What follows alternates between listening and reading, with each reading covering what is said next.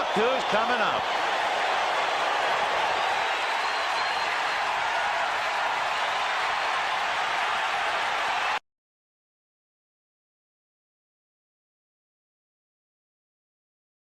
Sports Daily. My name is Dean Millard, and it is an honor and a pleasure to be here with you and to be able to be here with you Monday to Friday on Ultimate Fantasy Sports Twitch channel. We're going to have a lot of fun. There's going to be a massive amount of fantasy talk.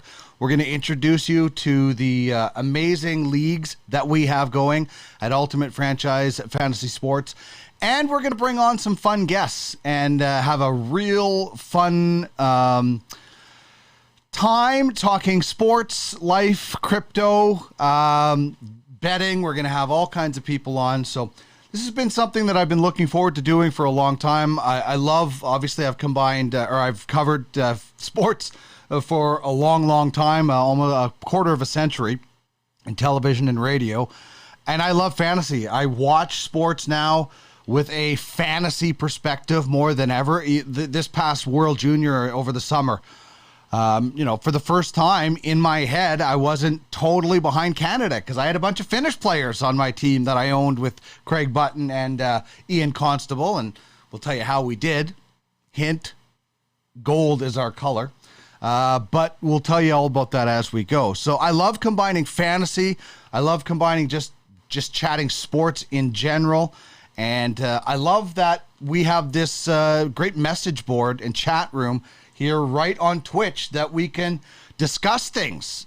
We can talk about anything that we want to, that you want to on the show. So feel free to chime in. Please let us know what you're thinking in the message board. Say hello. Love chatting with all kinds of different people from across the fantasy sports world. And we have a ton of people in the sports world. So we're going to have some fun on Ultimate Fantasy Sports Daily, Monday to Friday, 4 to 6 p.m. Eastern Time. And then we will lead you right into many really, really cool things that we have. Even tonight, Andy McNamara, Ultimate Fantasy Football discussion tonight. We are going to be discussing a lot of fantasy football on this show, even with our guests, who we will get to in a second. But Andy will be on right after us talking fantasy football, so make sure you stay tuned for that. We will have shows about our league. We will have shows about fantasy in general. We will educate you on the crypto world. We will talk about our scouting program. There's so much to talk about. That is why we have this show, to be able to educate you and help everybody understand just exactly what it is we have going with Ultimate Franchise Fantasy Sports. Thank you very much. Andy Mack says showtime. Larry says, let's go, Dino. Going to be a fun show for the maiden voyage of UFSD.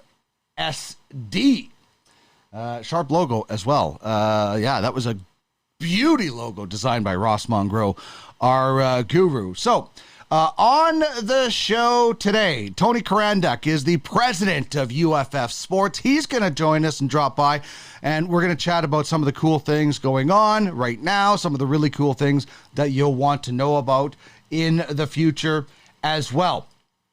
And Jamie Thomas, my old roommate and the director of scouting for football at UFFS.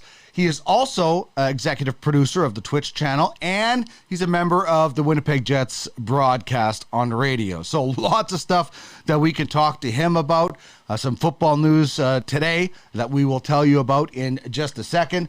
So those are our two confirmed guests. We are chasing another guest, waiting to see if that is a possibility, but it might have something to do with somebody covering the Edmonton Oilers, because that's obviously in the news today as well. But we're going to start the show off.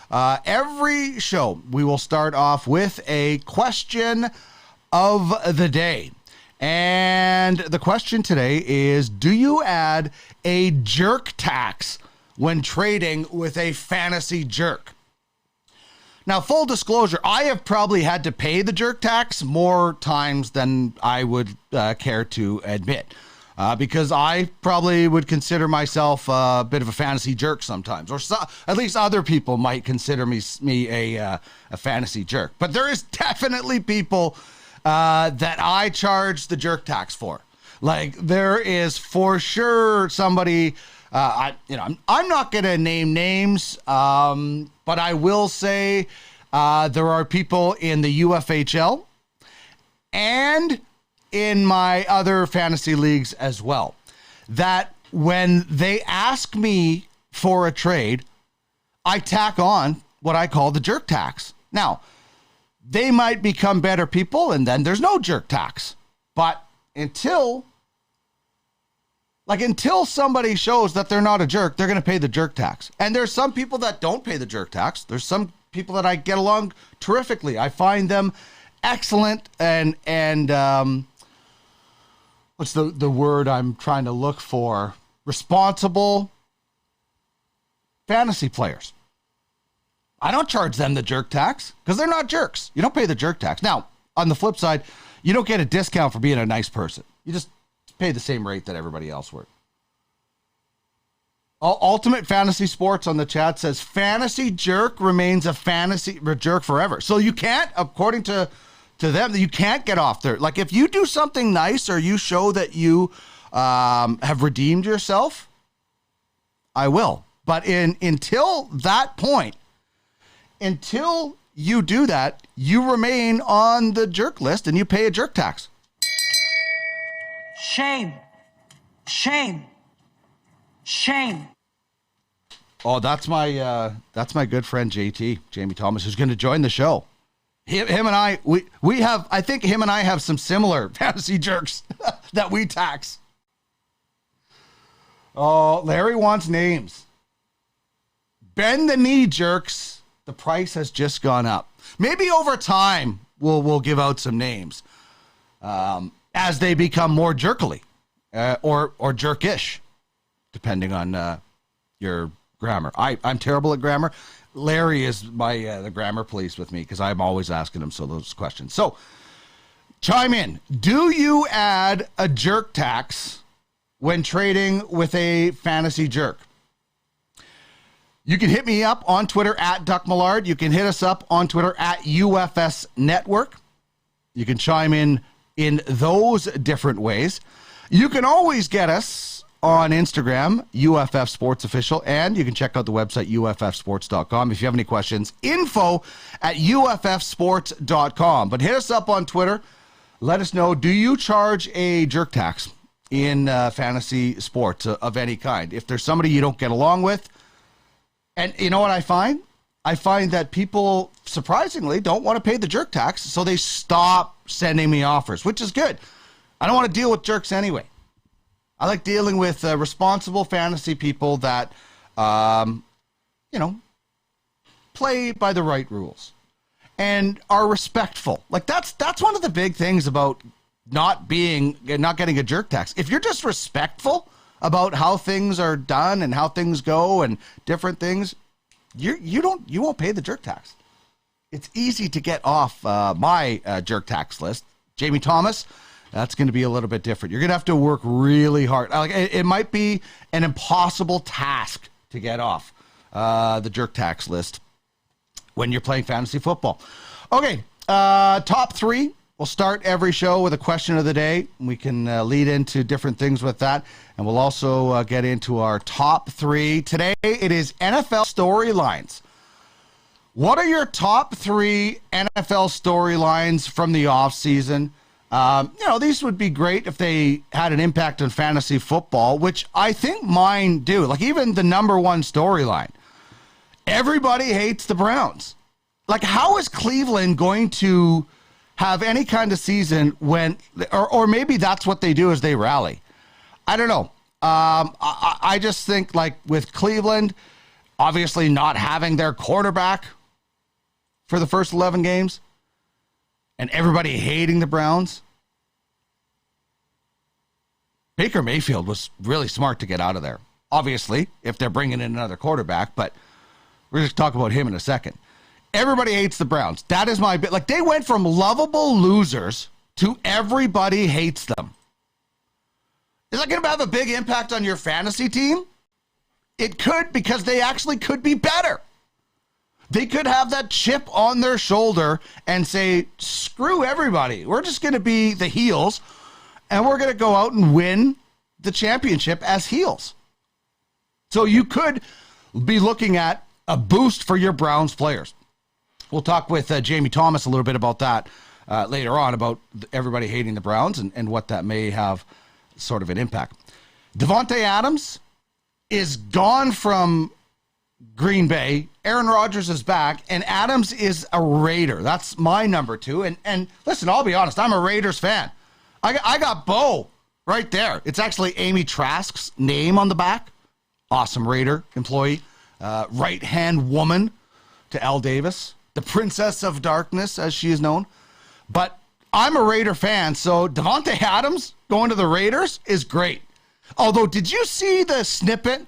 My good friend Connor Halley of TSN 1260, former producer of mine when we worked together, he put out a snippet of Brady on that HBO, and they're basically, everybody thinks it's Derek Carr, and Tom Brady's like, you're going with that? Bleep, bleep, bleep.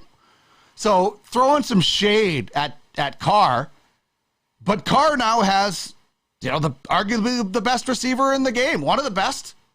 So I look at that as a massive story. The AFC West is going to be ridiculously awesome. I'm going to love it if the Raiders win it. And number 3, Brady's back again. I mean, Mooch loves this in the UFAFL. He thought he was going to the Legends League of our fantasy platform on UFFS. So anybody that had Brady before is like, oh, wow, this is an early Christmas present. How long until Gronk gets back? This is amazing, and this is good for the NFL. Like, retirement lasted about 5 seconds. Yeah, I'm bored. Get me back out there. Or else I'm going to end up drunk on the boat again all the time. So Brady back is a pretty big story. I mean, I still think the Browns and everybody hating them is going to be an even cooler story than that. But still. And the other thing is, I just think that the Browns, like, how much is that going to benefit them? How much are they going to play off of the fact that everybody hates them? Is it going to be enough for them to have a chip on their shoulder and be able to win? We'll see. Chime in with your top 3 off-season storylines. Love to hear it in the Twitter chat.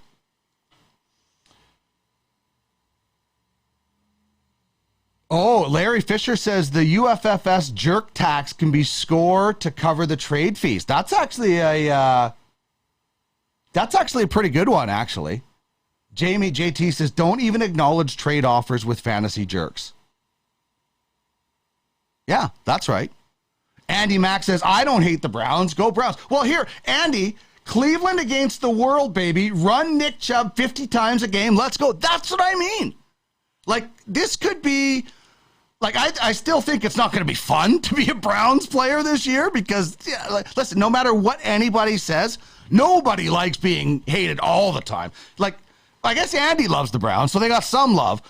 It might not be the most fun, or maybe it will be fun. Maybe they'll love it. Maybe they'll just be like, this is the greatest thing ever. Because sports fans are like goldfish. They'll forget in 5 minutes in the next season, and they'll go from there. So maybe. Andy Mack says that's going to be a lot of tax. JT, go get Jimmy G. So Garoppolo is there. Now, Garoppolo could work out his own trade, but Desean Watson is coming back. If you're Jimmy Garoppolo, you're just going there for 11 games. I guess you could go there and then showcase yourself, obviously, but I think everybody knows, and this is no disrespect. Like, I think guys that get the label of like a game manager or, systems guy, I don't think there's anything wrong with that. It's just a different style of quarterback.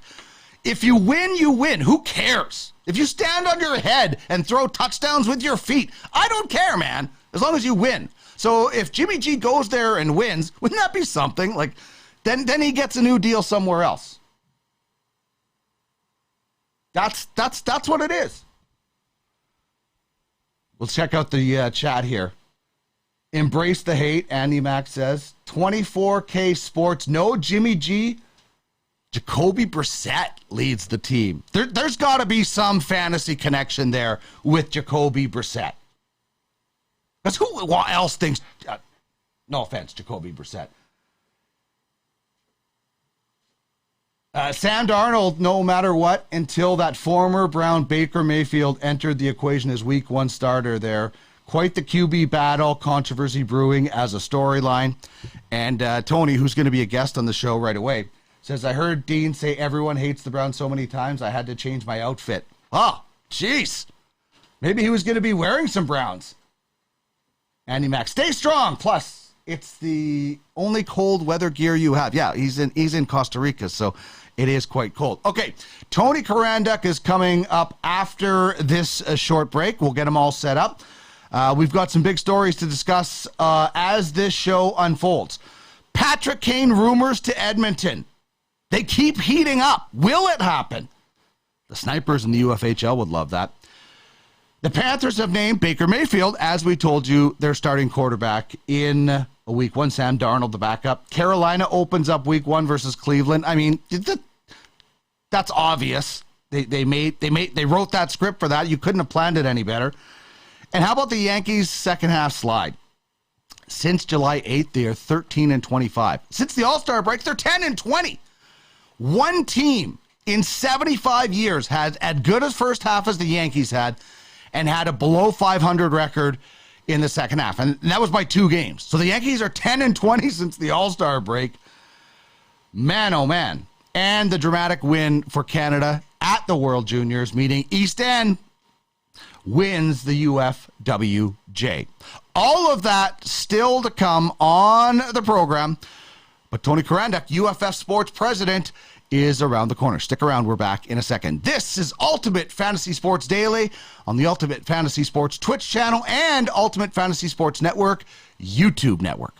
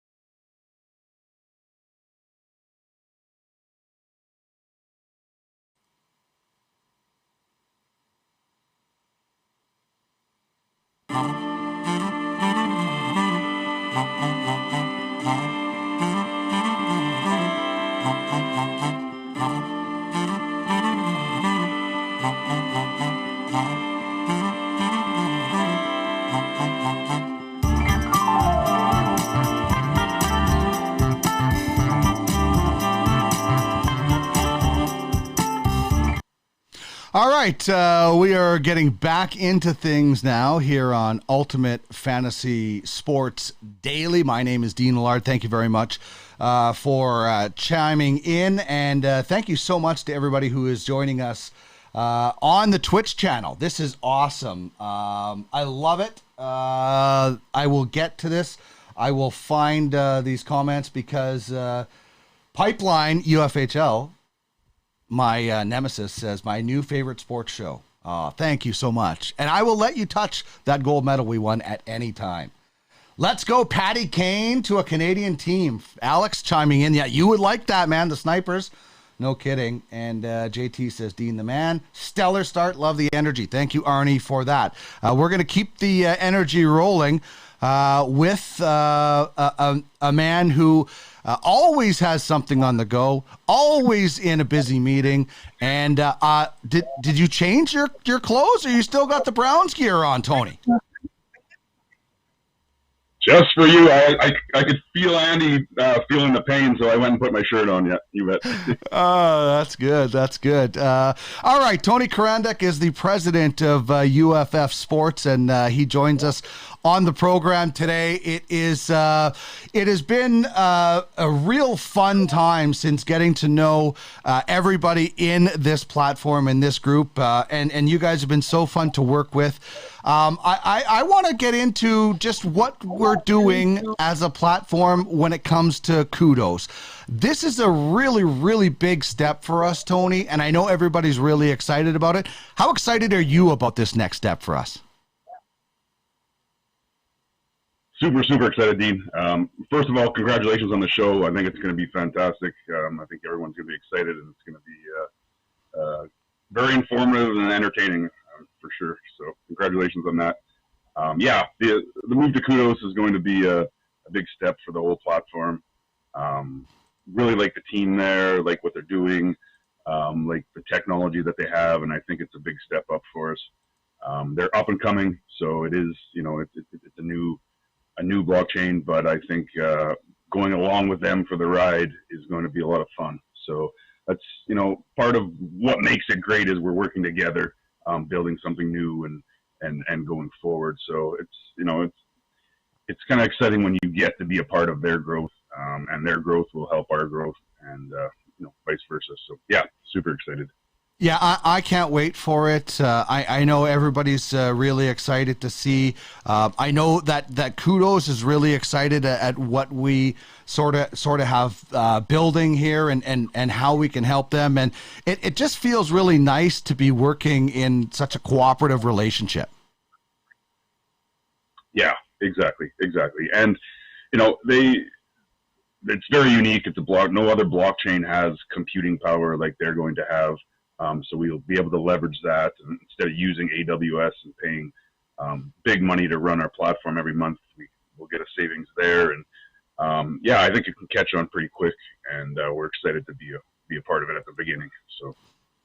Yeah, and I know Kudos is excited about sort of what we have coming down the pipe, so to speak. And one of the things that we have is, as we're looking at the website here, is daily fantasy sports and this card project. I mean, this is something that we've been looking forward to. Can you tell, the people that are tuning in for the first time or maybe are very new to UFS, what sort of program this is going to be and how they'll be able to participate?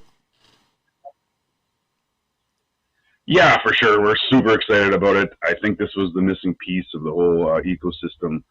How do we, a lot of people understood what we were doing and thought it was cool, but how do they participate? How do they get involved?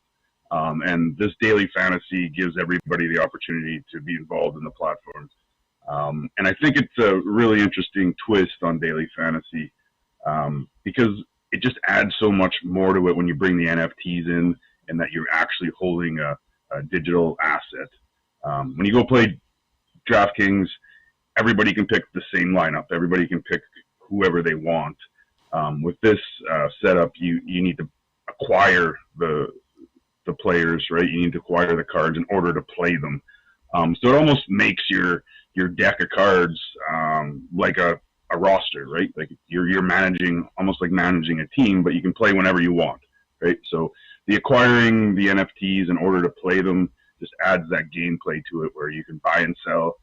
You can take advantage of having a star player and selling them off, and maybe buying a younger player, right? Like, what does your deck look like? Is it a young team? Is it an old team? Is it, so it just adds that dimension that daily fantasy doesn't have. So yeah, we're excited to get it going and launch here with football first and hockey as the season starts. And yeah, it's going to be fun.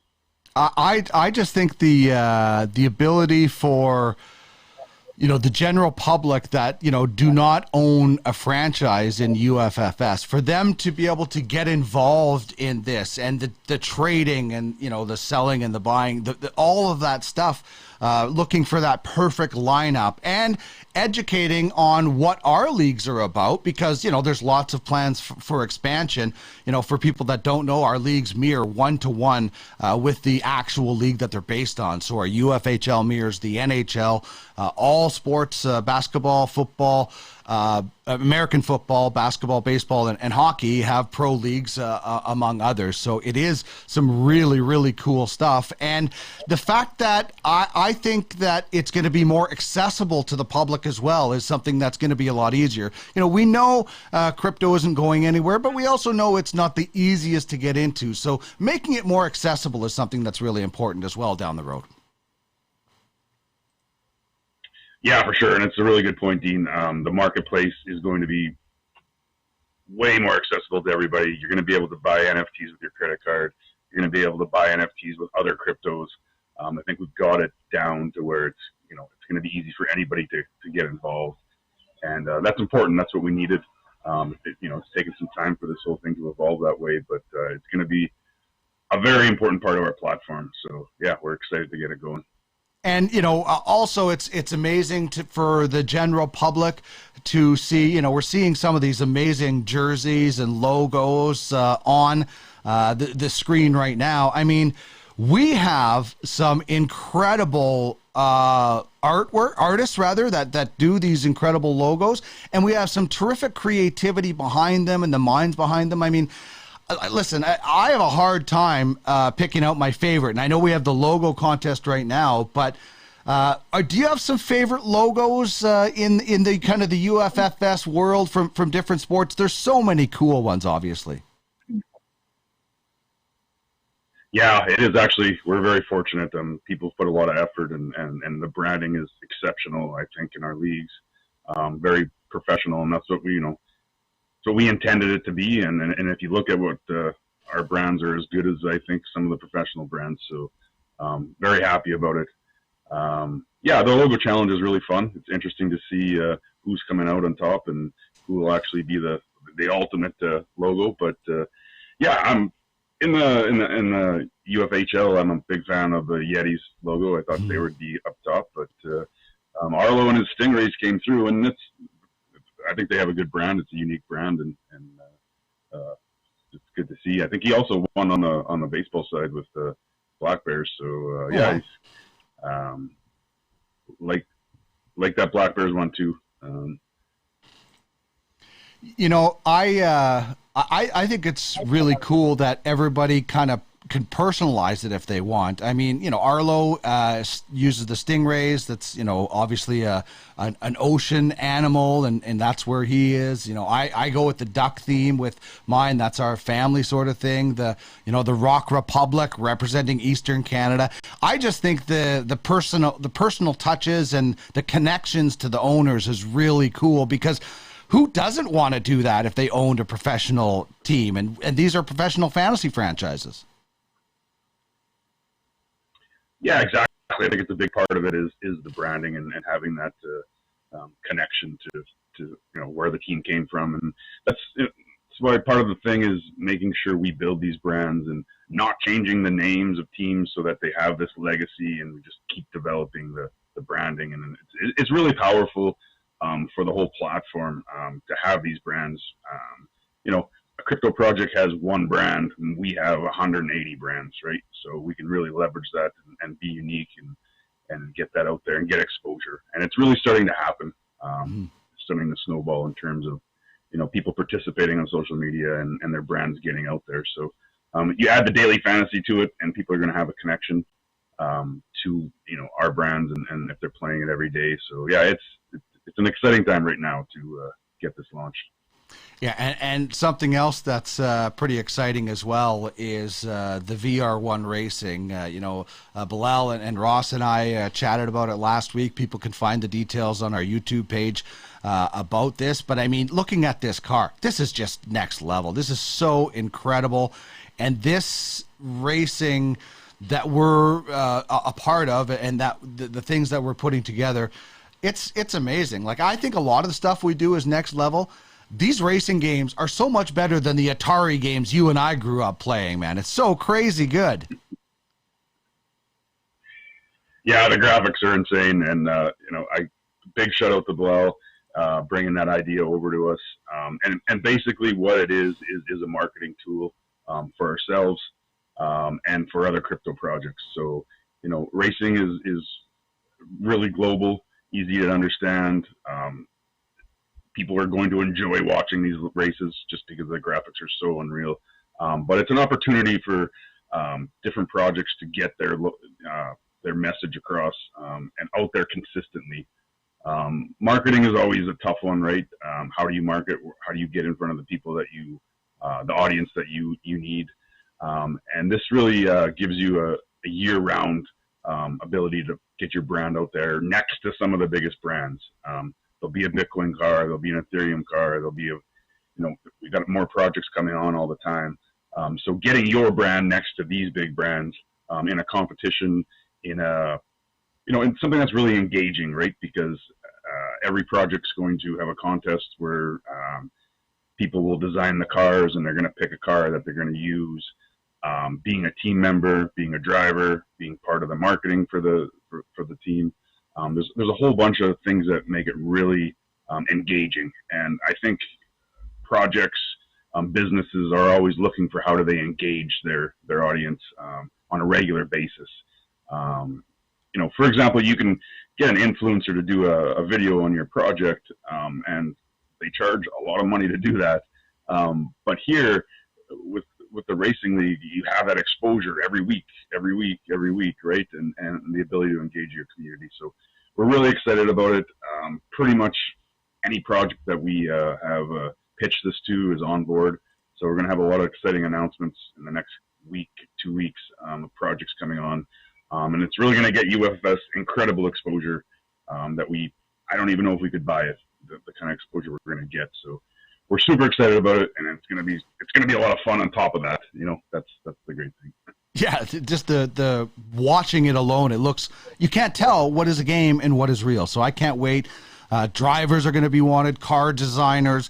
Here on the screen is a number of ways that you can reach out to us, and we will put you in touch with the correct people. I mean, this is going to be so much fun, and we've got some really great people involved in it. So I'm really, really excited about that, and for it to continue on and to grow, and this whole platform to keep growing. So certainly if anybody wants to reach out and get in touch with us, they can do that at any of those emails or social media platforms. Tony, this has been so much fun. I still remember the day your sister reached out to me to get me involved, and I'm so glad she did, because this has led to so many cool things, and I look forward to this growing even more. This is going to be so much fun as we expand into racing and different sports and get some more people on. Thanks so much for joining me here on the inaugural show as our very first guest. Have a great evening. Awesome. Thanks, Dean. Appreciate it. You betcha. There's Tony Charanduk, UFF president. And there are the ways. If that intrigued you, then get on. I was going to say get on the horn, but we don't have a phone. It's not 1980. We don't have a rotary. We have email. Email info@uffsports.com. There is the two Twitter handles, UFS Network, UFF Sports. Both DMs are open.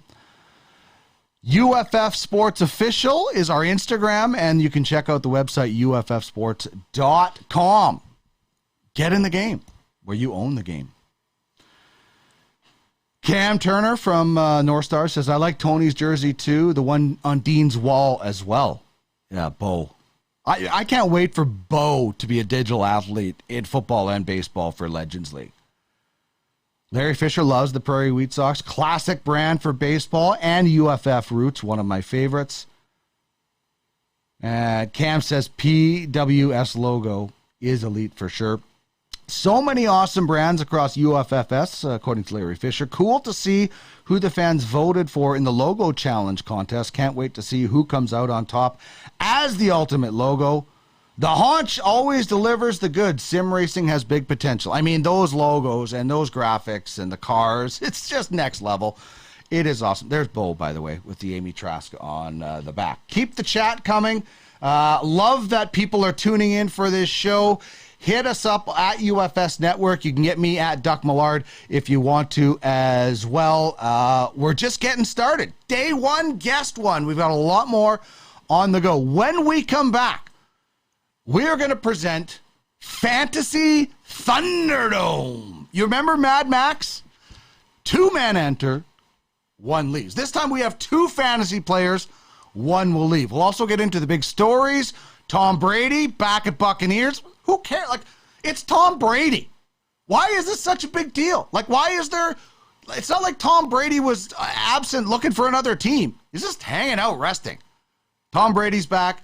Patrick Kane, is he going to be an Oiler? We will talk about that and NFL storylines with Jamie Thomas. Fantasy Thunderdome on the way right after I go get another drink of water and set things up for the next guest. This is Ultimate Fantasy Sports Daily on the Ultimate Fantasy Sports Twitch channel and our YouTube channel, Ultimate Fantasy Sports Network. Also catch it in audio format where you get your favorite podcasts.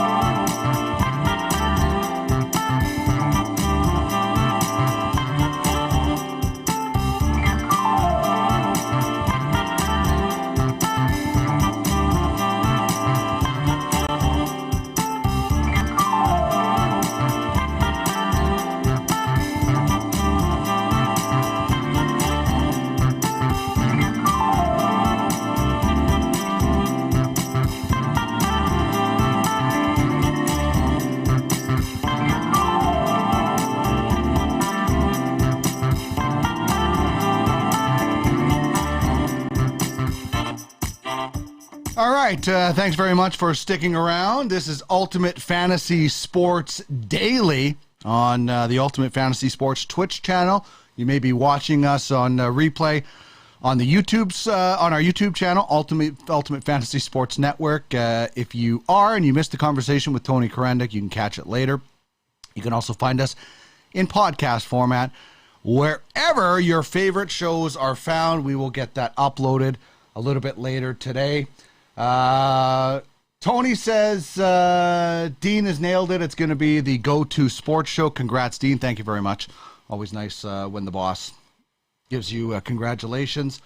Sounding fantastic. Always remember to hydrate from Cameron. Yeah, I've got lots of water. And here's the thing that people don't understand is you like caffeinated drinks and broadcasts are a bad mix. So just hydrate with water or tea, decaf, things like that.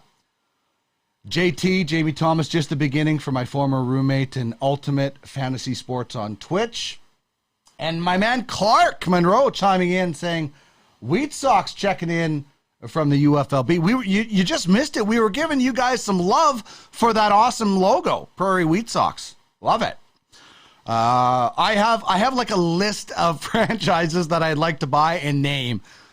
So I'm gonna have to find some franchises to pick out, so to match my list of names that I have. Just a reminder, this was our question of the day from earlier. Do you add a jerk tax when trading with a fantasy jerk? I don't know the entire layout of the UFLB from an owner's perspective. I certainly know it from putting the league together, and yeah, there'd be a few guys in there that would get charged the tax for me if I was an owner. I can say that for sure. Clark would not be one of them. He's a great guy to work with. So yeah, do you charge a jerk tax? Drip says, yes, we do. There we go. And also our top three today is NFL storylines. 1, everybody except Andy hates the Browns. 2, DeVante Adams is a Raider. And Brady's back again. And back at practice today, which I don't really understand why that is such a big deal at all. It's Tom Brady. Who cares? Just be glad he came out of retirement, man. Like, who cares where he was for 11 days? As long as he's not breaking the law. As long as he's not hanging out with Fernando Tatis Jr., trying to get rid of that ringworm. Ringworm is terrible. Can't believe it. Okay, so right now, Drip says go Browns. So there are Browns fans, but that's obviously, like, listen, when the Oilers were the best team in the 80s, everybody hated them too because they were the best team. This is just hate for a different reason. So you're not going to start hating on, although I was once a Dolphins fan, and I switched to the Raiders because then the Dolphins were going to suspend anybody that was kneeling. It was all back then. I'm like, this is getting crazy. It was time for me to move on from the Dolphins. They had disappointed me enough. Really the only time that I've changed teams in that regard. Go Cowboys, says Max, commissioner of UFAFL. Alex says, haha, the jerk tax in the trench network is certain guys don't negotiate with certain teams, and we pass them on to other members of the management staff to work out our negotiations. Awesome, Alex. I love that. And so, that's what you, like, honestly, charging a jerk tax might not be the smartest thing because you might not get the deal done. I'm just a kind of a jerk myself, so I need to charge the tax to somebody else. But you have to be, if you really want to win in fantasy, you got to be smart. And sometimes you have to say, I don't like this guy, but I need to make this deal to make my team better. Pipe Arnie says, we're just happy when we get taxed less than 40% of the jerk tax. Trying to charge a real tax in UFS won't go as far as teams are too smart and just won't deal with you. Y'all got champs tax to consider too. I've charged the jerk tax already to a couple of people in the UFHL. So Clark's back. Good to hear. Okay, right now we're going to get to a fun segment that we're going to do every single week, and it's called Fantasy Thunderdome. Welcome to another edition of Thunderdome. You be cocky and arrogant, even when you're getting beat. 2 men enter, 1 man leaves. Prediction? Yes, prediction. And right now, I've got 2 men. It's serious. Okay, this is very serious. We've got the Thunderdome crew here as judges. I want to hear from you guys on the Twitch chat message board about who you would take. So this is how we do Fantasy Thunderdome. 2 players enter, 1 leaves, just like Mad Max. So here are the 2 players that you get to choose from today. Couple of pitchers. Corbin Burnes of the Brewers or Max Fried of the Braves. So first of all, you've got a couple of teams to decide on. Braves just won. And not, they got rid of Freddie Freeman, but they brought in stuff. So it's not like they just threw everything away like some other champions in some leagues have done. Burnes is 27. Max is a year older at 28. $6.5 million right now for Corbin Burnes, which is the ridiculous deal. $6.85 million, so fairly close in salary. In the UFLB this year, Burnes has 9.45 fantasy points per game. Max has 9.51. So they're really close. They're close in age. They're close in the production that they're putting out.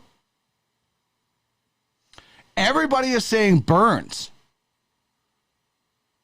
But you're on a team that just dealt away their closer. Like as far as whatever stats matter most, if you're wanting wins, Max has a better record. I think he's got 14 wins. Burnes all day. And even Arnie says Burnes. Well, then I might have to go with Max just because I might have to disagree. So chime in the chat. Would love to hear from that. Also, poll question just went up in the chat as well about the big story of the day. So a couple of things that you can chime in on. I was watching NFL Live and Gronk was on there. I'm like, did Gronk announce he's coming back? But it was an old video. So chime in on who would you take? Corbin Burnes right now running away with it. Also, on our poll question, what is the big story of the day? Patrick Kane, rumors to the Oilers? Man, would that shake things up? The Kane brothers with McDavid and Draisaitl? Baker Mayfield named the starter in Carolina as the Panthers starter. The Yankees slide continues. 10-20 since the All-Star break. They take on the Mets tonight. And Canada wins World Junior Gold in dramatic fashion. And if you missed UFWJ yesterday in the recap show, holy mackerel, was this crazy. East End went into the final basically as close as you can get with Valter Cunha. We had the same amount of players. East End had 6 Finns and 2 Canadians. Valter Cunha had 6 Canadians and 2 Finns. And Mason McTavish saving the goal on the goal line so Kent Johnson could score was a 5.25 point swing. And that's crazy. That's how it shook down. I mean, it couldn't have been any closer. So we are ecstatic that East End was able to come out victorious in this championship. There's the stats. Like I said, they were just ridiculously close. And for East End, it was a championship. So we're really excited about that. Alex says they would take Burnes as well.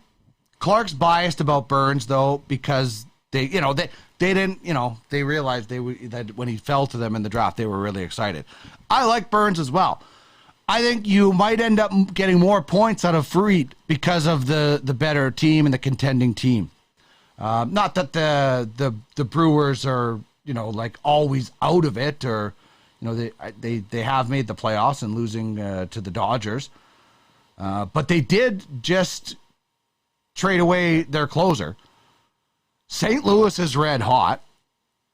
So, kind of the rest of the way, I might go with Max.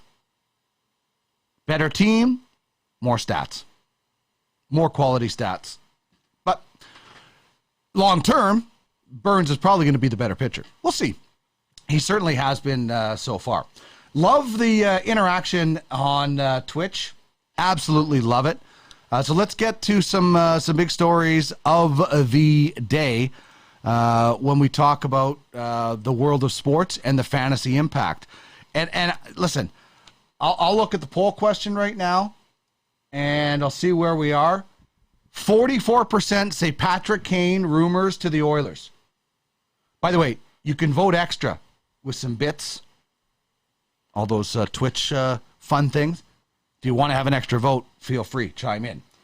44% of the votes say Patrick Kane rumors to the Oilers is the big story of the day.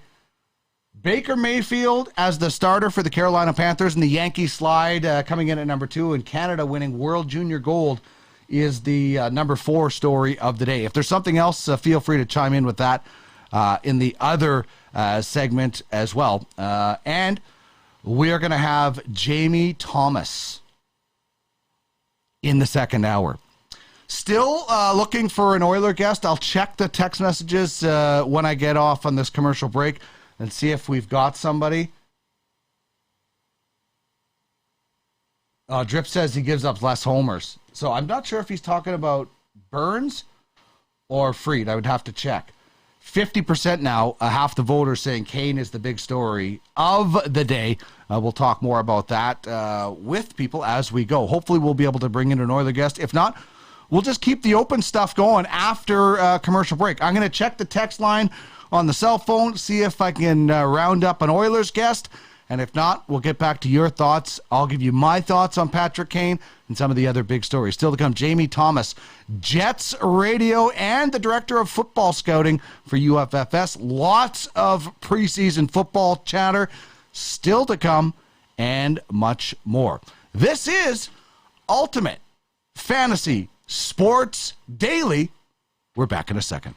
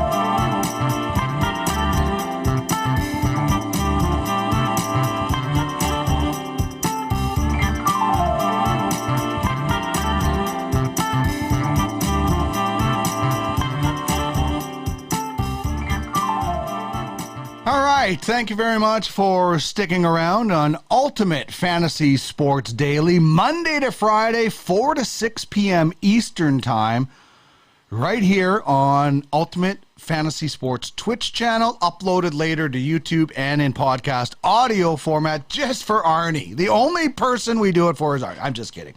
We do it for a lot of people, but Arnie really, really loves it. So it'll be out there in podcast audio format as well. Speaking of Arnie, he says the Oilers have fans. Yeah, they're going to have a lot of fans if Patty Kane ends up in Edmonton. We're going to talk about that here in just a second.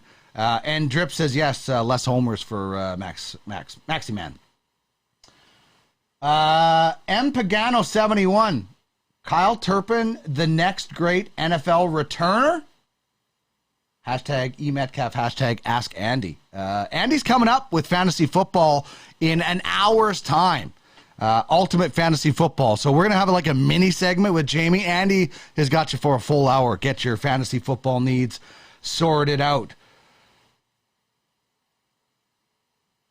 Oh, M. Pagano says Patrick Kane to the Leafs. There is a rumor. Kyle Dubas said they have had talks with the Chicago. How are those talks going to go? Because it was the Chicago GM. Oh, hey, just wait. We're in an ad. I'm going to pause. We're in an ad.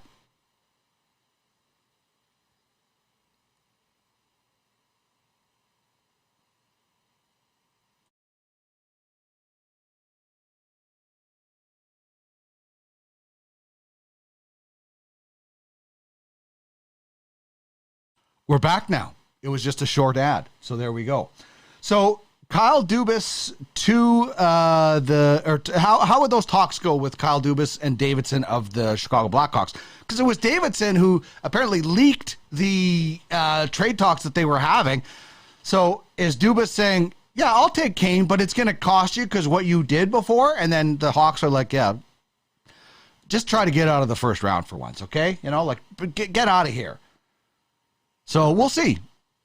I think, like, listen, whatever happens, you're looking at massive moving of contracts if you're the Edmonton Oilers, or the Chicago Blackhawks retaining a massive amount of that contract. Like, there's, you know, the Oilers are going to have some LTIR, but still, they got a lot of cap to get rid of. See if we can bring in the Puckpedia page here and find the Oilers.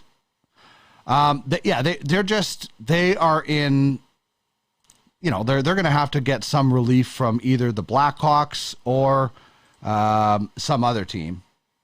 These pop-ups. Try to find where the Oilers are.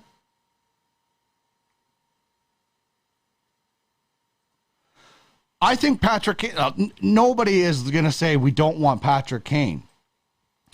The thing is, if you get Kane, is he going to stay? Is it just one and done? You know, as soon as the contract done, he's out. If you win a cup, who cares? Like, this is what people I don't understand. When they talk about, oh, I wouldn't do that because it might hurt us, or Zach Hyman's contract is bad. Well, if it wins you a cup, then everything, it doesn't matter. Fans will forgive you. Fans will forgive you if you win a cup. Yeah, they might be grumbling, but still. Like, listen, Chicago fans right now can grumble all they want. They got all those cups, man.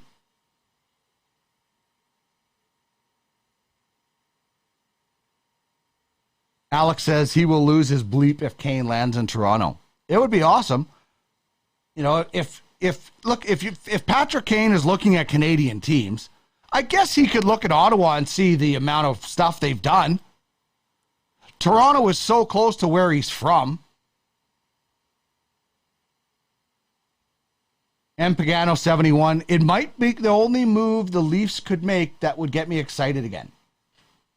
And then Arnie says Kane would lose in the first round if he joins.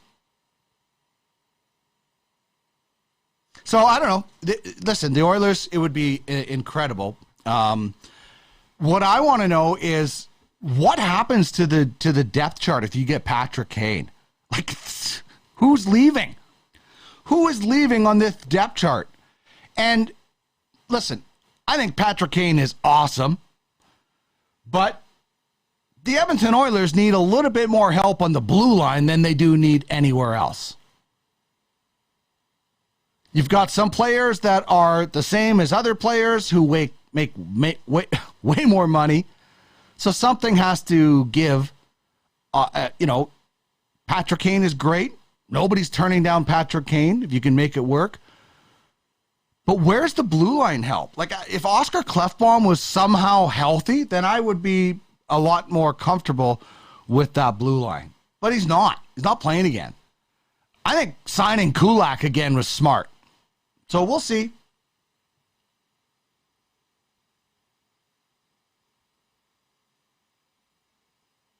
And the chatter on the Twitch is that if Dubas doesn't get out of the first round now, he's done. Well, I think that's...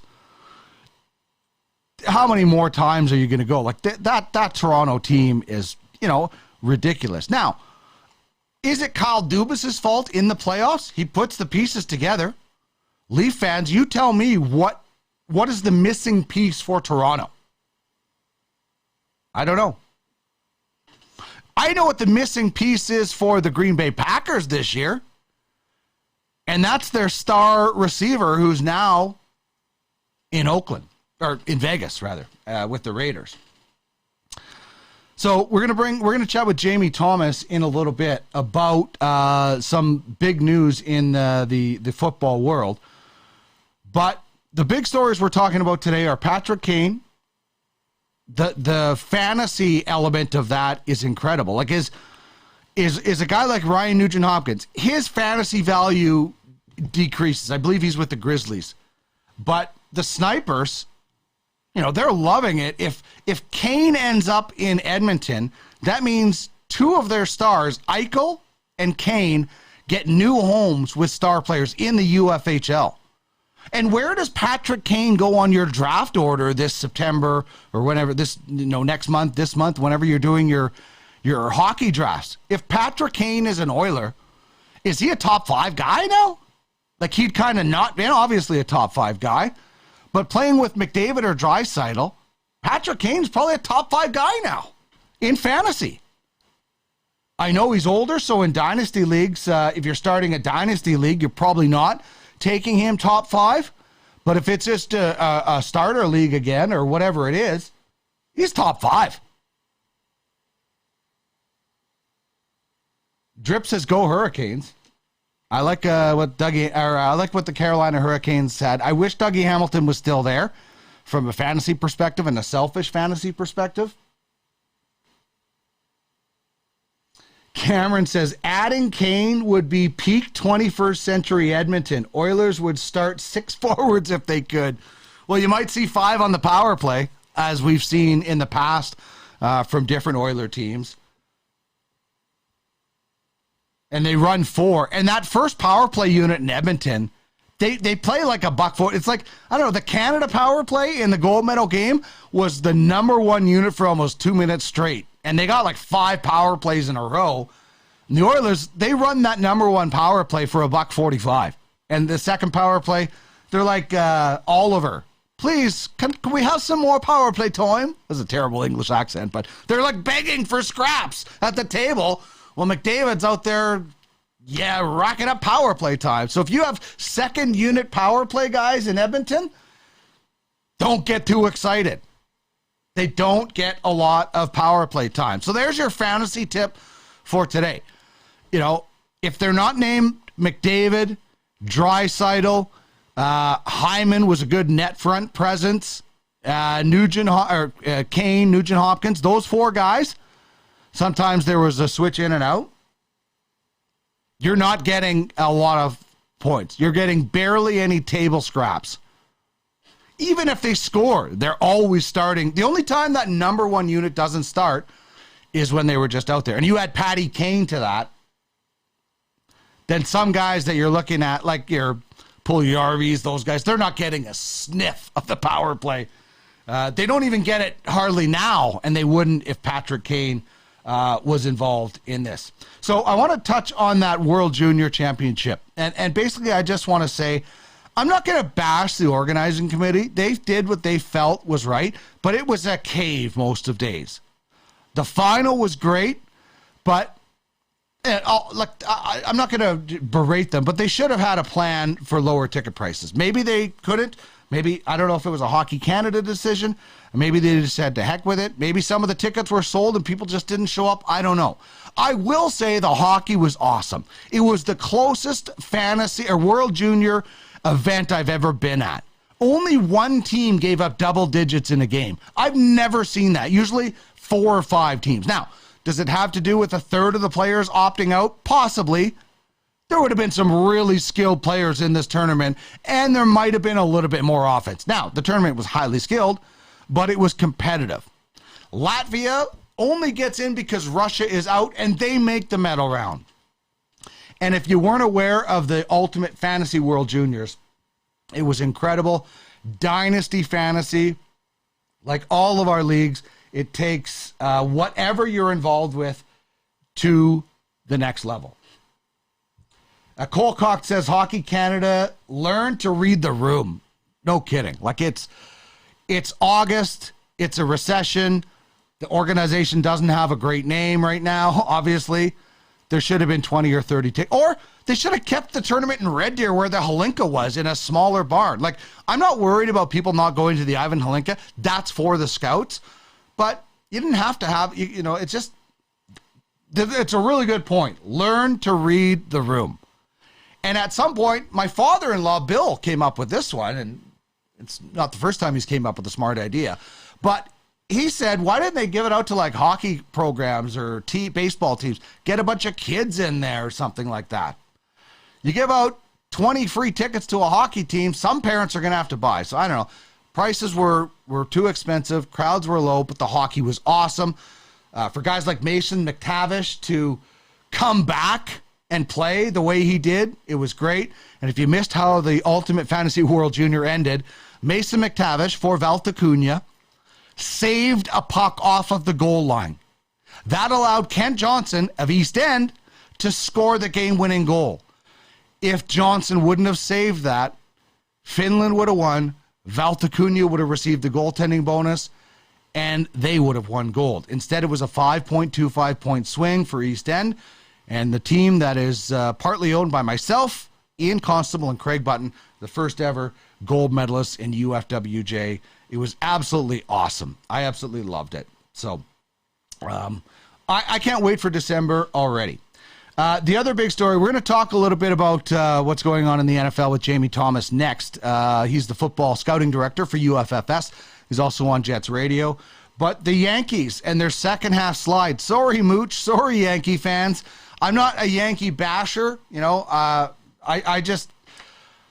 I don't know what is going on. Like, the Blue Jays went through their swoon. It obviously wasn't the manager's fault. The Dodgers have had a little bit of a swoon, but they all recovered to some degree. And sometimes they go back in. But this Yankees, since July 8th, they're 13-25. Since the All-Star break, they've won 10 games and 20 losses. And then, like last night, I'll say Aaron Judge handled that perfectly, man. Not letting a brawl end up with guys getting suspended, because any fantasy guy, you don't want somebody sitting on I got Ian Anderson right now suspended. He was suspended, now hurt. It's crucial games right now for fantasy, especially in the Ultimate Fantasy League Baseball, where we go all season and then we have playoffs. You can't afford to have Garrett Cole or Manoah or Judge suspended. And Garrett, listen, just baseball guys in general, stop fighting. You guys, you look like ridiculous. You look like you've never thrown a punch before. So if you don't know how to punch, don't fight. If you're a pitcher, don't fight especially. It's the stupidest thing ever to go and break your hand. The guy last year for the Brewers, I can't remember who was the reliever, punched the wall, was out for the playoffs. One of the dumbest things ever. So I looked at that baseball situation last night with the Yankees and the Blue Jays, and I'm like, oh my God, what are you doing? And I thought Aaron Judge was perfect. I thought it was an absolute perfect way for him to handle that situation, to make sure it didn't get out of hand. And this guy, this has like been the best story, most of the year. Aaron Judge, people thought he was going to hit 60. I don't know what is going to happen. Like the Yankees, I think, have a 5-game lead still in the division. But only one team, I mentioned it earlier, only one team in 75 years, after as good a start as they had a record under 500 in the second half. Only one team. The Yankees are 10 games under 500. Did you see the game yesterday? Or I'm not sure if it was yesterday or if it was Saturday when they honored Paul O'Neill and the boos that were coming down for Steinbrenner? Unbelievable. Like, listen, we think Edmonton is a tough place to play. Imagine sucking in New York. And this is a team that was incredible in the first half. So if you're a Yankee fan, like you're just like, what is going on here? Blue Jays, you can look at them and say they're still young. The Yankees made some moves in the offseason. They thought they were getting somebody and they didn't. So I don't know. Cameron says that gold medal finish was as dramatic as it gets. As they say, Disney would have rejected that script. You're totally right, Cameron. Drip says, first rule coaches teach in brawls is don't use your throwing hand. No kidding. But you could get your throwing hand stepped on. You could end up in the bottom of the pile. I don't get it. I don't get it. When your hands, your fingers, your fingernails are so important to you, if you're Garrett Cole, just get back in the dugout. And, if you're Alec Manoah, just stop talking. The bravado that happens from baseball players, in my mind, is silly. Because the brawls never, unless you're Nolan Ryan, there's never been that great of a baseball brawl. So, but it's a good point. Don't use your throwing hand.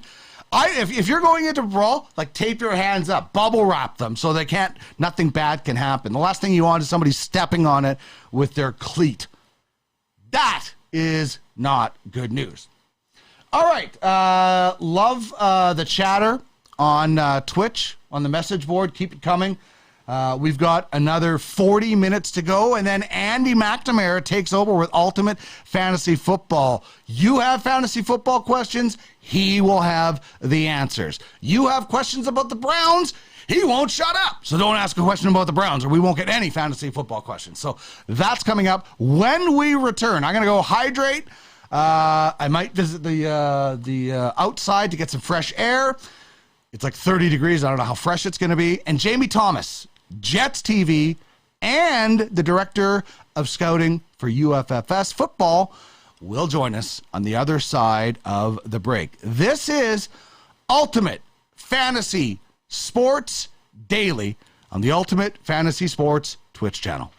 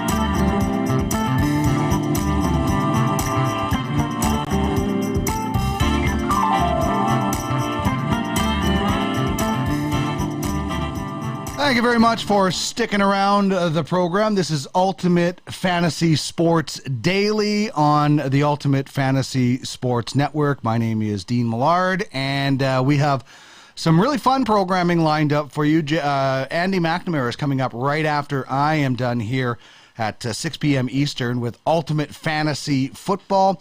So if you have your questions for Andy, you'll want to get those in as soon as you can. But I am really excited to bring in my next guest, a guy that I have known for quite a long time.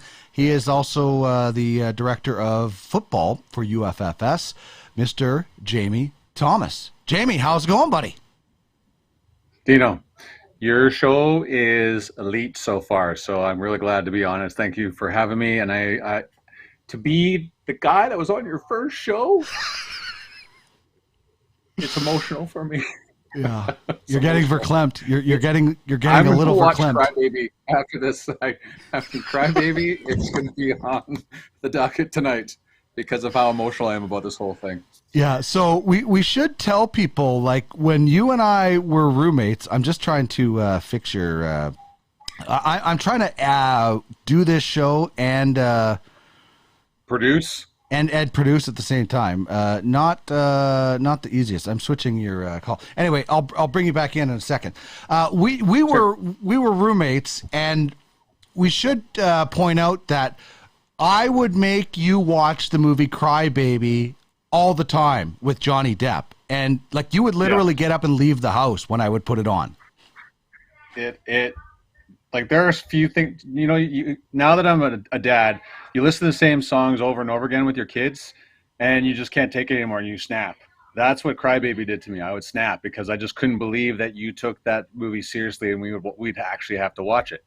And that's the beauty of you, Dino. Like, you find people's weak spots and you exploit them. And that is what Crybaby was. It was like, it touched a nerve in my soul where it just made me so angry. And even the word Crybaby and Geely and all that stuff like that, they just made me angry. So I appreciate you bringing back some bad memories. Yeah, it really is one of the worst movies out there. I was just in a Johnny Depp phase, so I do apologize for that Johnny Depp phase that I was in. I hate the fact that I was your roommate during your Johnny Depp phase. Yeah, it's like one of the worst phases that I went through. Okay, everybody has their own phases. Yeah, of course they do. Yeah. So I want to talk some National Football League, because this is kind of the time of the year when we're looking at it. Our top three today is the top three storylines from the offseason. And I think everybody hating the Browns is going to give them a chip on their shoulder. Brady being back and DeVante Adams with the Raiders. As far as fantasy perspectives, what about you? What are you looking at as the big storylines from the offseason? Well, I think Desean Watson is by far the biggest storyline, right? It just what the Browns gave up in terms of capital, the investment they made in him financially, including the sneaky little thing they did with the $1 million salary because they knew he was going to get suspended this year. I think that is the big storyline in fantasy football too, because if you were an owner of any player from the Cleveland Browns, you were excited at the opportunities of the offense that Cleveland could have, a continuation of last year, and there's a little bit more Deshaun Watson. So now you're sitting back going, okay, what are they going to do? Jacoby Brissett. I've seen Jacoby Brissett a lot over the years. You can't tell me there's any concern about him if you're a defense tearing you apart with his arm. So they're going to do the same thing, trying to ram the ball down people's throats and hope their defense comes through, right? So to me, that is the big storyline for this season in fantasy football. So some people were talking about Cleveland going out and getting Jimmy G right now, Jimmy Garoppolo. Does that make sense for you? If 11 games, my friend, is like, if this team is built to win the way everyone's saying it is, and that's clearly what you do when you bring in Desean Watson, I don't know if you can afford to fall behind early on. So if Cleveland truly has Super Bowl aspirations, I think you have to take take that into consideration. I just don't know if you can rely on Jacoby Brissett to take you through some tough games. And so I'm on that guy, and I realize that, does Jimmy G, is that a great place for him to go? I think so, with the offense that they built and the team they built there. Like, what more? Hey, I held this team together while Deshaun Watson was suspended for 11 games. That is because right now he's on the downturn. Clearly he's a Band-Aid for a lot of teams right now, but what better way to put yourself back in that I can be a starter in this league more than you hold the team together during you can't. This is tumultuous time for Cleveland. There's just all the controversy that's surrounding the Browns right now, and I know they haven't played a actual regular season game, but if you get a guy in there to slow things down for the offense and get things back on the track here, I think, because if they go in a swoon or start losing, everyone's going, oh, why'd you get Jim? Look at all this bad karma you're getting from Deshaun Watson or not being around to help this football team right now. So I think that any good PR, there's no better PR than winning for the Cleveland Browns. So that's where I sit on that one. And for Jimmy G, it's a win-win if things turn well for him, should he end up in Cleveland. Yeah, you win, and people forget, and they start coming out and watching. Look at the Blue Bombers in Winnipeg, where you are, right? They're leading the CFL in attendance. And I just wonder, how much is this going to motivate the Browns? Like, we saw Houston on the Astros on, their cheating scandal situation. They had a down year, but they rebounded right away. Can Cleveland ride this? And if you own a Cleveland Brown player, if they can get a quarterback, are you excited about them motivating themselves with the hate? I think so. And when you think of Cleveland right in this situation, if you're a player in that dressing room, that locker room, you're like, okay, the people hating us is based on one individual. Yeah. I would sit there and think that you play through that, and I don't think you fault yourself for that. Whereas, the Houston Astros are like, that's more of a team-wide organization issue, and you can understand why people hate you. Whereas if you're the Browns, players like, man, I didn't do anything. I didn't make the decision. I didn't sign this guy. I didn't bring him in. So maybe after a while, like, they have a great opportunity, and I think they're saying to themselves, let's not let this ruin it. Let's not all this bad press ruin what we've built here. And it looks to me like a solid playoff team. So that to me, hands down, what's happening in Cleveland is the biggest offseason story. And then the quarterback shuffling, like that was a very CFL like offseason in the National Football League, right? It just, we're so used to, you and me have covered the Eskimos for years, and I know it was Ricky Ray for the longest time, and then all of a sudden it's a turnstile of quarterbacks going through in Edmonton since Ricky left, was traded to Toronto Argonauts. But that to me was one of the craziest off seasons ever, because of the wide receivers, the DeVante Adams, the Tyreek Hills, Russell Wilson going to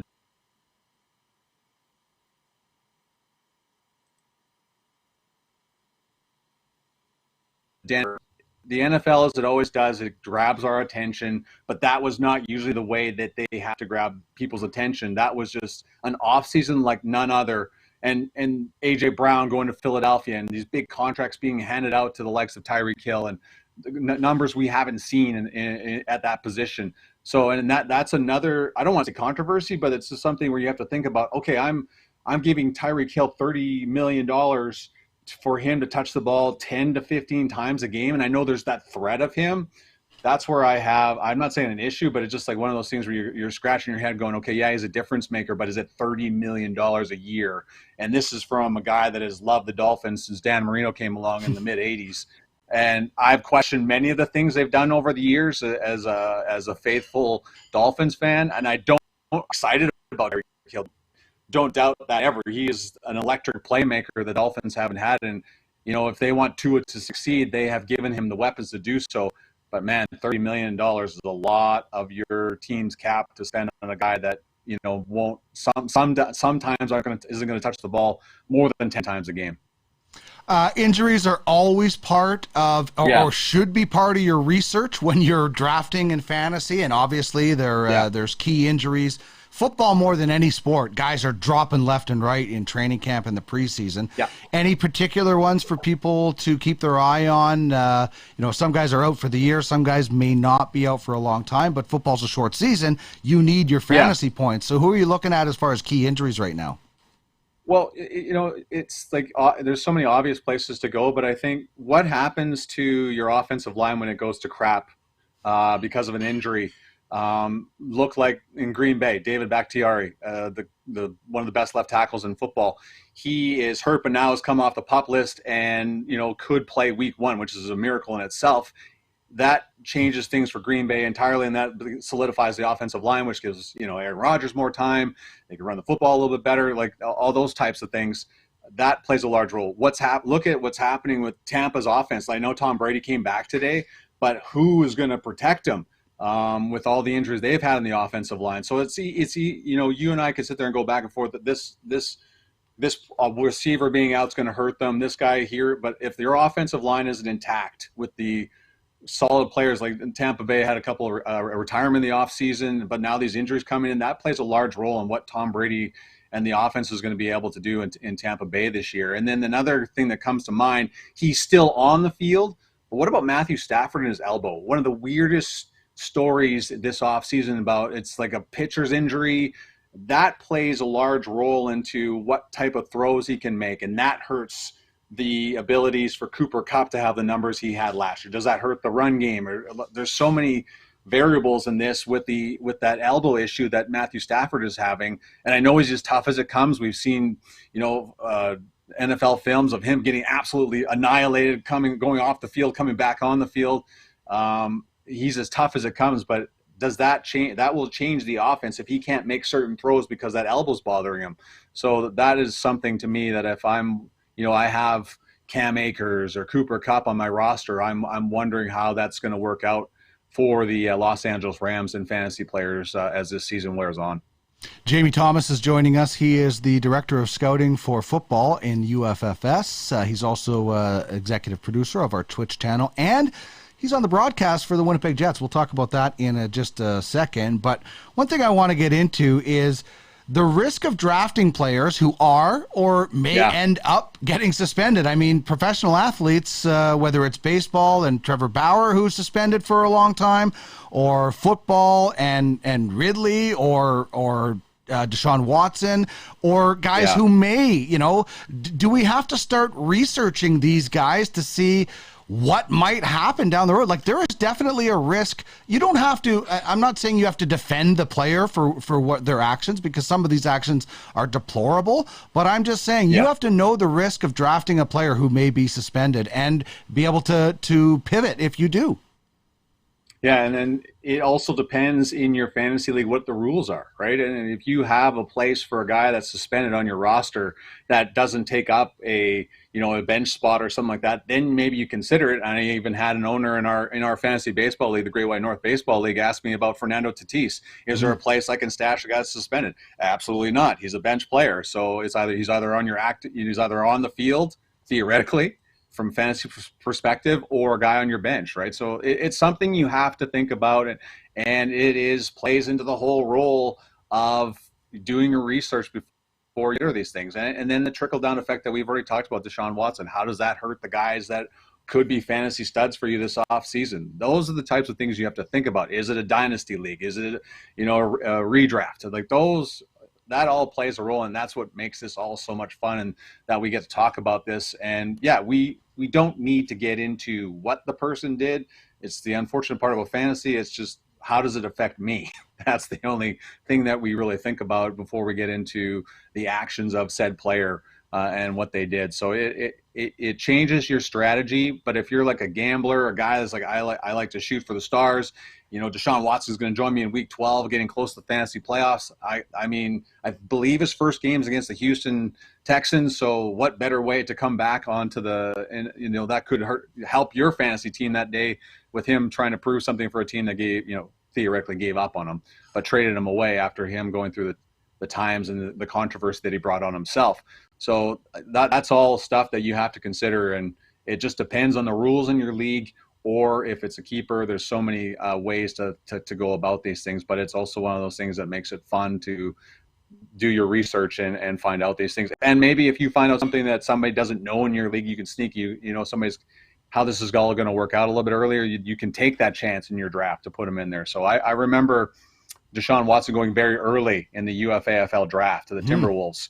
So, and Andy and I sitting on the desk, and Regina going, whoa, like just not even know what was coming on. So that was part of the fun of that decision. So you kind of figure out what's going to happen, and you take that chance either way, just the way the Cleveland Browns have taken that chance.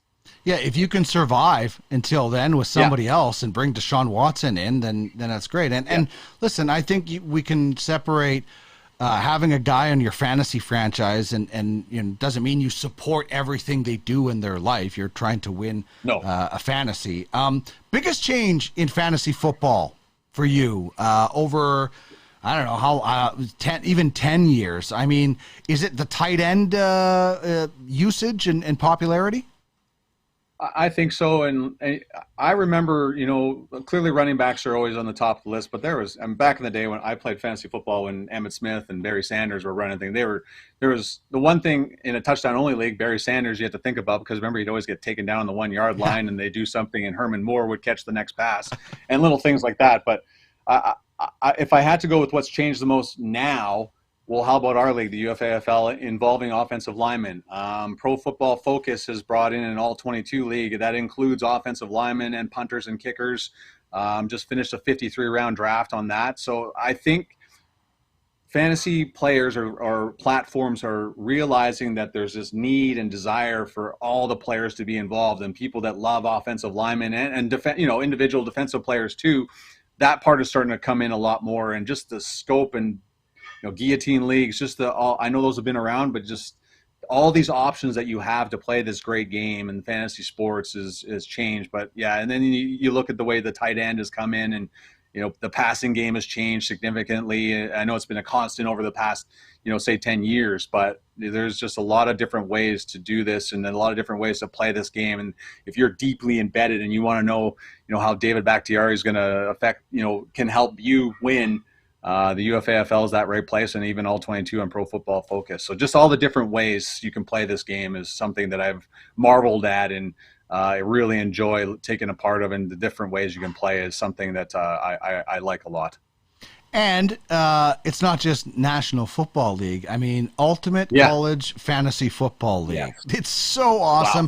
Wow. We have this scouting platform. We're going to talk about so much more over the course of this show, over the days and weeks that this show is on. I mean, this is such a cool opportunity for anybody who's really deep into college football. And you get to create your own university, which a number of teams have done. It's just unbelievable. Yeah, 18 new universities, I guess. And the one thing that I have appreciated in my short time with UFF Sports is the seriousness behind it, the creation of the uniform. And I remember seeing Duckman Dynasty on the back there, and I'm like, when I first started doing your show and early on, and I was like, what the heck is this? And then I learned about the UFHL, and I got to know Larry Fisher quite a bit, and just the fact that the logo creation is such an important part, and the name of your team was, the council had to look it over to approve it before it's allowed to go into it, because of the fact that you want this to be as real as possible.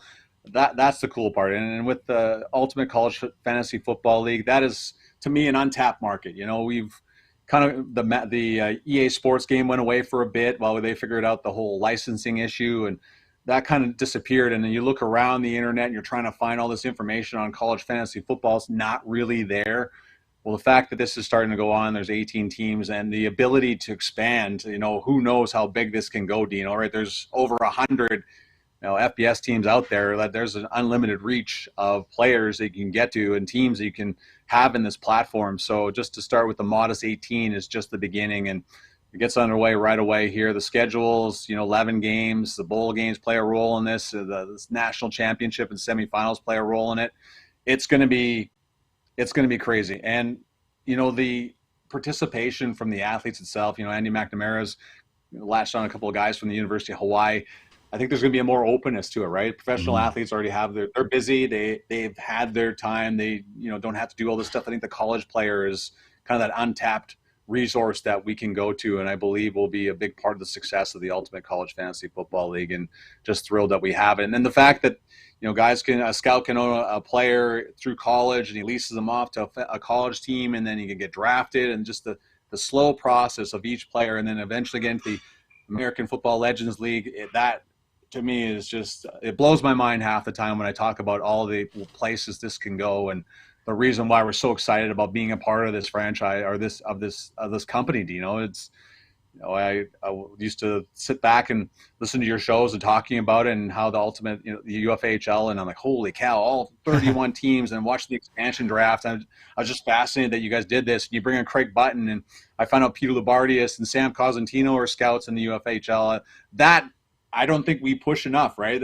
Those are two of the most passionate people, or three of the most passionate people about hockey out there, and they're scouts in this league. That says everything you need to know about the credibility and the excitement of what we're building here with this company. Indeed. And speaking of hockey, great segue as we move over there. Your job with the Jets is going to look a little bit different with the guy behind the bench. Is there anybody fantasy owners or GMs should expect a boost or a decrease in production from, with Rick Bowness stepping in? You know what? You had probably about 10 guys, and I'm just throwing it up there, but that didn't have a season you were expecting, right? From when you're talking about the Winnipeg Jets, whether it was a COVID thing, whether it was injuries. I look at Blake Wheeler, who got COVID early on. He had the bad COVID, so it took him a while to get going.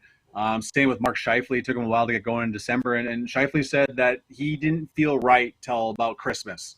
And how far are you into the season at that point? And you remember all the stops and starts the Jets had with, the rules of COVID in Canada. And, I remember Blake Wheeler saying when the Jets couldn't play in a full building again, they was demoralizing, going out there to 500 people.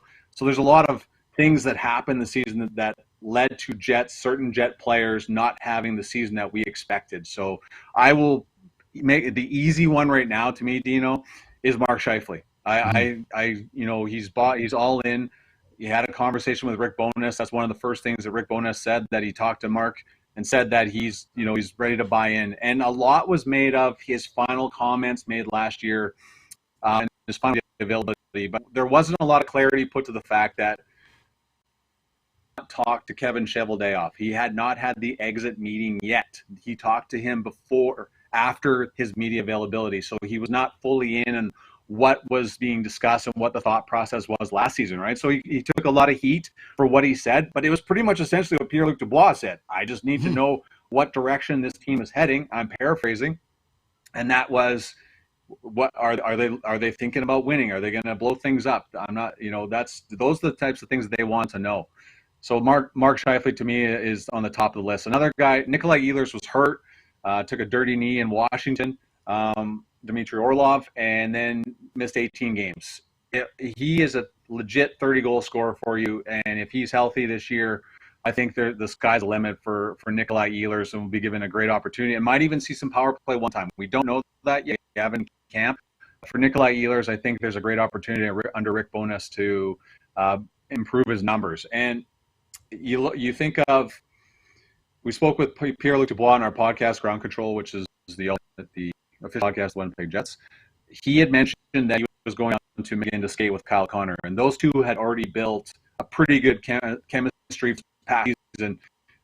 And you think if they're doing that and they're taking those types of things seriously, man, what else? What can they do for encore? And if Kyle Connor doesn't get COVID, does he get 50 goals? So there's a lot of places to go in the top six for the Winnipeg Jets.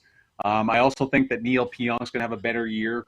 Was hurt for half the season. So I just think there's a lot of places to go, the guys that had down years for the Jets. So a long list of guys that could be on the up and up in 22-23. Awesome. Okay, lastly, we got to talk about this jerk tax that I brought up. Like, the jerk tax is real. Like, the jerk tax is real and spectacular, to quote Seinfeld. And I regularly attach it to some people.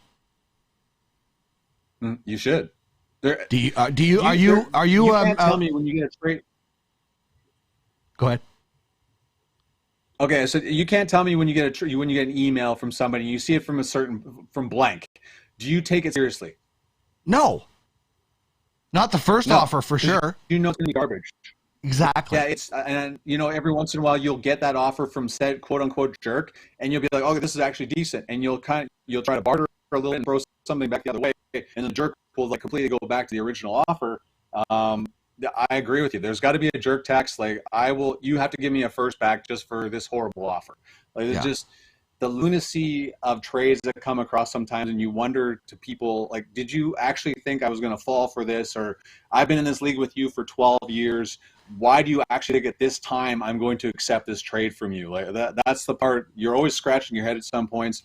And we all have our fantasy devils. We talked about this at length. They're just guys that they're up to something. Every time they send you a trade, they know something maybe you didn't see, and they're trying to capitalize it on it right away. So I think there has to be a jerk tax. Just because you're a jerk, you have to give me this. And I think that should be part of the conversation. And it adds just more to the fun of the game and the rivalries that you establish with certain people that you play with in certain leagues. And there are a lot of fantasy jerks out there. I'm not going to lie. There are in our leagues. In the leagues we are in, there are some. Sometimes I'm a jerk too. I'll admit it. I can be a fantasy jerk, so I get it. But I still you get greedy sometimes in your trade. I will say that your trade offers you think there's a little bit much, and I get that. I'm fully admitting I can be a fantasy jerk, and but I can tax the other fantasy jerks. That's how it works. Yeah, for sure. Yeah. Jerks know the jerks best. It is. It's just because. It takes a jerk to know a jerk, That's right, exactly. Hey, buddy, you're not a jerk. You're a fun guy. Thanks for joining us. All the best to the family, and we'll be talking to you a lot on this show. Thanks, man. And as always, say hi to Trish for me, and congratulations on the show. I'm so happy that you're our guy Monday through Friday, and you're the right dude to take this job. Excellent. JB Thomas, you can hear him on Jets radio broadcasts. And he's also the director of scouting when it comes to football in UFFS. And He's the executive producer of this Twitch channel, so he's got a lot going on. Fun guy to work with for sure. All right, Andy Mack is coming up right away, so I got to get off the air. Just want to say, games to watch tonight. Mets-Yankees. Max Scherzer of the White Walkers in the UFLB for the Metropolitans. Maybe Steinbrenner comes out on the field again. I don't know. The Yankees have an 8-game lead over Toronto and Tampa Bay. The Mets 4 up on Atlanta. And they won a wild one against the Phillies. Mark Canha, 2 home runs, 1 in the 9th inning. Huge bat flip. Northern Fury, loving that bat flip. Then they held off the Phillies. And also, if you want to watch something terrible, you can watch the NFL preseason. I hate NFL preseason. I know Andy's going to be talking about it, so just watch Andy here on Twitch. Don't watch the preseason. The worst thing ever in sports is preseason football. Sorry if you love it. I don't like it. Stay on the Twitch channel. Listen to Andy. Thank you so much to Tony Charanduk for joining me today, the president of UFF Sports, and to Jamie Thomas, who's our executive producer here on Twitch and the director of football scouting for UFFS. If you missed anything, you can catch this uploaded to YouTube and in audio format in podcasts, wherever you get your podcasts. Andy is up next. Thanks, everybody, for joining me on the program today. We'll be back again tomorrow at the same time, 4 p.m. Eastern.